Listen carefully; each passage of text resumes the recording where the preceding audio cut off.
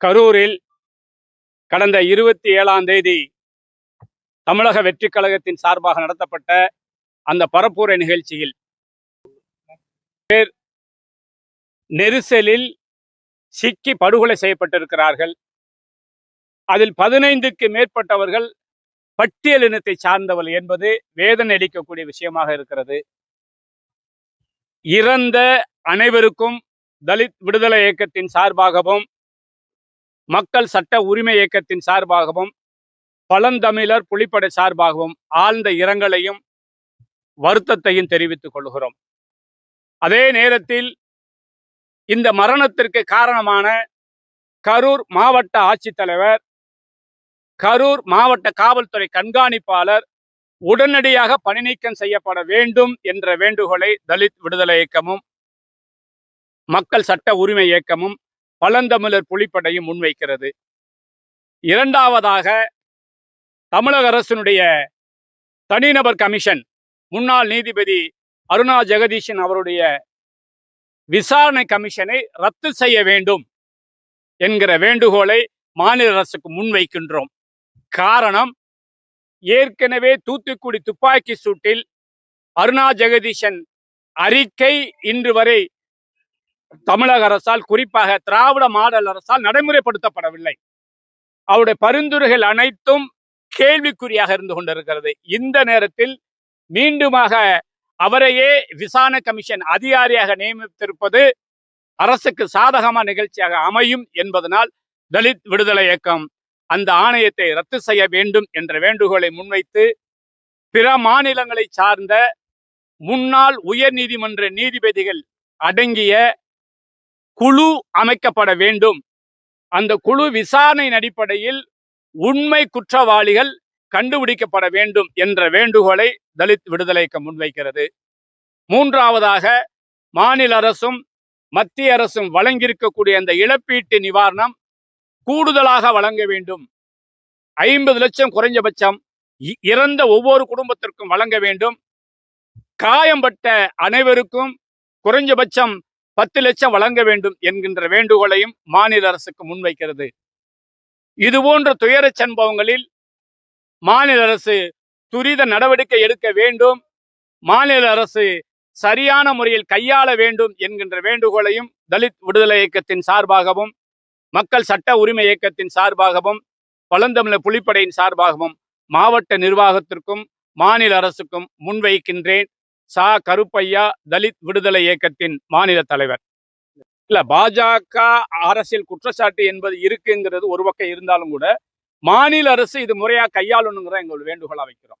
இப்ப ஹேமா மாலினி வந்திருக்கிறாங்க, SC/ST தேசிய ஆணையம் வருது. இதெல்லாம் ஒரு பக்கம் மத்திய அரசினுடைய இருக்குப்படி இருக்கிறது என்பதனாலும் திராவிட முன்னேற்ற கழக அரசு நேர்மையாக மக்களுக்கான அரசு என்பதை நிரூபிப்பதற்கு பிற மாநிலங்களை சேர்ந்த முன்னாள் உயர்மன்ற நீதிபதிகள் அடங்கிய குழு அமைக்க வேண்டும். அதுதான் எங்களுடைய வேண்டுகோள். அந்த தீர்வு தான் மாநில அரசினுடைய உண்மைத்தன்மையையும் சம்பவத்தின் காரணத்தை வெளிக்கொண்டு வர முடியும். அதை தவிர்த்து விட்டு மத்திய அரசுடைய செயல்பாடுகளை குறை மட்டுமே கூறிக்கொண்டிருப்பது சரியானதாக அமையாது. இதுல தமிழக வெற்றி கழகம் என்ன பண்ணிருக்கணும்னு நினைக்கிறீங்க? தமிழக வெற்றி கழகம் என்னை பொறுத்தவரை பாதிக்கப்பட்ட மக்களை முதல் சந்தித்திருக்க வேண்டும். இதுவரை அந்த பாதிக்கப்பட்ட மக்களை சந்திக்கவில்லை. நிவாரணத் தொகையை அறிவித்திருக்கிறார்கள், அதுவும் இன்று வரை வழங்கப்படவில்லை. மத்திய அரசும் நிவாரணம் 2 லட்சம் ரூபாய் அறிவித்திருக்கிறது, இதுவரைக்கும் வழங்கப்படவில்லை. விடுதலை சிறுத்தைகள் கூட 50,000 என அறிவித்திருக்கிறார்கள், அவர்களும் இதுவரைக்கும் வழங்கப்படவில்லை. அது குறைகள் நிறைய இருக்கிறது. வெற்றி கழகத்தை பொறுத்தவரை அது இன்றும் ஒரு ரசிகர் மன்றமாக இருக்கிறதே தவிர அரசியல் மையப்படுத்தப்பட்ட ஒரு அரசியல் கட்சிக்கான அங்கீகாரம் இன்னும் இல்லை என்பதுதான் இதனுடைய வெளிப்பாடாக கருதுகிறேன். அதனோட முதல்கட்ட தலைவர்கள் எல்லாருமே இந்த தலைமறைவு அப்படின்னு ஒரு விஷயமும் பார்க்கப்பட்டு இருக்கு. அது எப்படி நீங்க? இல்ல, முதல்கட்ட தலைவர்கள் தலைமுறை என்பது வேதனைக்குரியது. அது ரொம்ப வருத்தப்பட வேண்டியதுதான். அவர்கள் மீது வழக்கு பதிவு என்பது உதாரணத்துக்கு பல உதாரணங்களை சொல்றாங்க. அல்லூர் அர்ஜுன் கைது செய்யப்பட்டாங்க. ஆனா அது திட்டமிடப்படாத நிகழ்ச்சி. ஆனா இது திட்டமிட்டு அனுமதி பெற்று நடத்தக்கூடிய ஒரு நிகழ்ச்சி. அதான் நான் முதலே சொன்னேன். இந்த சம்பவத்திற்கு முதல் பொறுப்பு மாவட்ட ஆட்சித்தலைவரும் மாவட்ட காவல்துறை கண்காணிப்பாளர் தான். அவர்கள் பணி நீக்கம் செய்யப்பட வேண்டும். அவர்கள் பணி நீக்கம் செய்யப்பட்ட பின்பாக இந்த வழக்கை உயர்நீதிமன்ற நீதிபதிகள் முன்னிலையில் அவர்கள் வெளிமாநிலத்தை சேர்ந்த உயர்மன்ற முன்னாள் நீதிபதி அடங்கிய குழு விசாரிக்கணும். தனிநபர் கமிஷன் என்பது ஒரு கண்துடைப்பான கமிஷன். இதுக்கு பல கமிஷன் இருக்கு. எந்த கமிஷன் தீர்வு இது வரைக்கும் வந்தா இல்லையா? அருணா கமிஷன் தீர்வு என்ன இல்லையே. அப்ப மீண்டும் இன்னொரு அருணா கமிஷன் எதுக்கு தேவையா நம்மளுக்கு? நியாயத்தை திராவிட முன்னேற்ற கழகம், சமூக நீதியை பாதுகாக்கக்கூடிய அரசு, நேர்மையான அரசு என்றால் உண்மை சம்பவத்தை மக்களுக்கு வெளிக்கொண்டு வருவதற்கான எல்லா நடவடிக்கையும் எடுக்க வேண்டும். அதில் ஒரு நடவடிக்கையாக தலித்து விடுவதற்கு இந்த கோரிக்கையை முன்வைக்கிறோம். விஜய் அவர்கள் தலைவரா ஒரு மன்னிப்பு கூட கேட்கல அப்படின்ற ஒரு விஷயமும் எல்லாருமே பகிர்ந்துட்டு இருக்காங்க. அது எப்படி?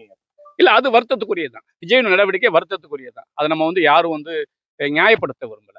விஜயனுடைய அந்த மன்னிப்பு கேட்கறது மட்டும் இல்ல, ஒரு பதிவு மட்டும் போட்டிருந்தாரு. சிஎம் சார், என்ன வேணாலும் செய்யுங்க, நான் அலுவலகத்துல இருப்பேன், இல்லாட்ட என் வீட்டுல இருப்பேன், என் தொண்டர் மேல கை வைக்காதீங்கன்னு மட்டும் ஒரு பதிவு வந்துடுச்சே தவிர, மற்றபடி மன்னிப்பு கேட்கறது, மன்னிப்புங்கிறத விட வருத்தம் தெரிவிப்பது என்பது மிக மிக அவசியமானது ஒன்று. அது கூட இல்லைங்கிறது வேதனைக்குரியது. 10,000 பேருங்கிறது அவங்க கொடுத்த கடிதம். ஆனா ஒவ்வொரு நிகழ்விலும் தெரியும், விஜய் கூட்டத்துக்கு திரளா கூட்டம் வருதுங்கிறது தெரியும். மதுரைக்கு வந்ததோ, திருச்சிக்கு வந்ததோ, மற்ற இடங்கள்ல நடந்த கூட தெரியும். அப்ப அதற்கேற்கான முன்னேற்பாடுகளை செய்திருக்க வேண்டும். அதுல மாவட்ட நிர்வாகம் தவறி இருக்குங்கிற எங்களுடைய குற்றச்சாட்டு. இப்ப காவல்துறை சொல்றாங்க 5,000 பேர் பாதுகாப்பு கொடுத்தாங்க, 500 பேருங்கிறாங்க. 10,000 பேருக்கு 500 பேர் எப்படி பாதுகாப்பு முடியும்? அதே ஒரு கேள்விக்குறியான, அவங்க வாதப்படி வச்சா கூட 10,000 பேருக்கு 500 காவல்துறை என்பது கேள்விக்குறியான விஷயம். அப்ப இங்க திரண்ட கூட்டம் பார்த்தா 1,00,000 பேருங்கிறாங்க.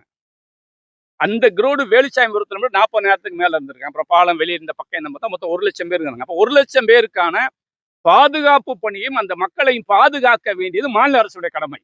அதை மாநில அரசு தவறி இருக்கு. அதுக்கு முழு பொறுப்பு மாவட்ட ஆட்சித்தலைவரும் மாவட்ட காவல்துறை கண்காணிப்பாளரும். நன்றி.